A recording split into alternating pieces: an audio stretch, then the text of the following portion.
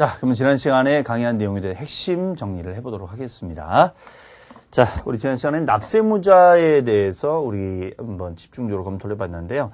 우리 취득세는 납세무자가 여러분들 취득하는 자가 납세무자잖아요. 그러면 그 취득하는 자에는 대표적인 이제 사실상 취득하는 자가 납세를 진다. 그럼 여기서 말하는 이제 사실상 취득자라는 것은 뭐 우리 원시 취득자라든가 승계 취득자 등을 말하겠죠. 다만 이제 예외적으로 이런 주체구조부의 취득자 같은 간주 취득자가 있다는 것입니다. 간주 취득자가 있다는 거죠. 또 종류 변경이나 지목 변경도 간주 취득자가 되겠고요. 과점주도 간주 취득이 되겠습니다. 그러면 주체구조부 취득자라는 개념은 어떤 거였습니까? 자, 건물이 있는데 은행에서 만약에 이 건물에다가 금고라는 시설물을 설치했다. 그러면은 이때는 설치자인 가설자가 납세물 진다. 건물주가 납세물 진다. 건물주인 주체구조부 취득자가 납세물 진다. 이렇게 설명드렸었죠. 그 다음에 차량의 종류를 변경한다거나 땅의 지목을 변경합니다. 그러면 이런 지목 변경을 한다거나 종류를 변경하면 이런 변경 시점에 그죠? 변경하면 가액의 증가가 있잖아요. 그러면 가액의 증가가 되면 요 증가된 것만큼 이것을 변경 시점에 소유자가 되겠죠. 그럼 그 소유자를 간주 취득자다. 이렇게 표현할 수가 있겠습니다.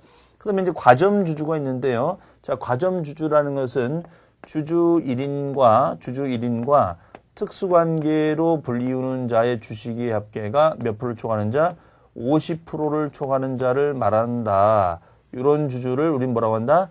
과점주주라고 한다는 것이죠. 그러면 이 과점주주가 주식회사 비상장, 상장을 말고 비상장 기업의 부동산에 지배권을 행사하기 때문에 해당 취득가액에다가 곱하기 과점 지분율만큼을 취득하는 것으로 간주한다. 이렇게 설명을 드렸었죠. 따라서 이때 과점 지분율 산정이 중요했었는데 이 과점 지분율은 비과점에서 과점이 된다거나 과점에서 과점이 된다거나 과점에서 비과점에서 다시 과점이 됐었을 때는 우리가 어떻게 할 것인가. 그래서 비과점에서 과점일 때는 전체, 과점에서 과점일 때는 증가분, 과점이었다가 아니었다가 과점이 됐을 때는 증가분만큼 납세물을 지운다라는 사실이 되겠습니다. 그러면 상속이 됐을 때는 상속인 각자가 납세물을 지운다.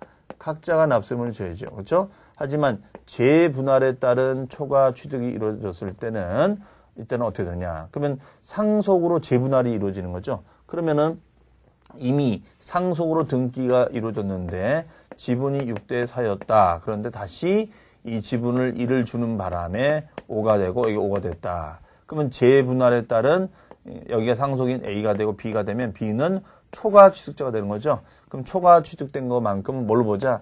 증여로 보자. 이렇게 썼잖아요. 그럼 증여는 무슨 취득이라고요? 무상승계 취득이 된다. 아, 그러니까 무상승계 취득자가 납세물 지우겠죠. 그렇죠? 그 다음에 조합원의 취득. 자, 이건 재개발 재건축 조합에서 명의는 조합 명의로 하지만 실질적인 주인은 조합이 아니라 조합원이므로 이중적인 부담을 막기 위해서 조합원에게만 납세물을 지우겠다 이런 얘기죠.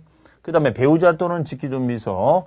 자, 객관적 원인, 공매라든가 파산 선고, 대가 입증 등의 객관적 원인을 제외하고 배우자 명의로 직계 존속 비속 명의로 집을, 땅을, 부동산을 산다면 이거는 증여로 볼 수가 있지 않느냐. 그래서 증여 취득으로 보자라는 얘기가 되겠습니다.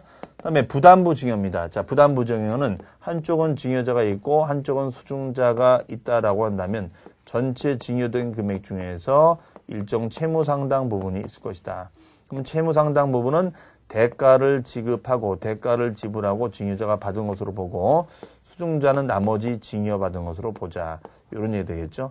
따라서 채무 인수액만큼 대가를 증여자가 지급받은 것으로 봐서 이 경우에는 어떻게 보자? 채무 인수액만큼은 양도로 본다. 대가를 받은 거니까. 그럼 대가를 지불한 쪽은 수증자니까 여기는 유상 취득으로 보자 이거죠. 따라서 채무 인수액만큼은 유상 취득으로 본다. 이렇게 설명을 드렸었습니다. 자, 이상으로 우리가 납세 문제 살펴봤는데요. 납세문자 문제는 출제가 된다면 보통 이렇게 이 유형을 주고 이 유형의 내용이 맞냐 틀냐 이런 식의 질문을 하고요. 그 다음에 단독 문제로 만약에 출제가 된다면 과점준주 문제 내용 가지고 출제를 한 적이 여러 번 있었기 때문에 특히 과점준주를 복습을 좀 잘 하시겠습니다. 비상장 기업이라는 거, 과점지분율의 의미, 과점지분율에서 얼마만큼 과세를 할 것인지 그런 내용들 정리해 주시면 되겠습니다. 자, 이상으로 해서 이번 시간에 키 핵심 정리를 한번 해봤습니다. 자, 그럼 전 다음 시간에 또 여러분 찾아뵙도록 하겠습니다. 수고 많으셨습니다.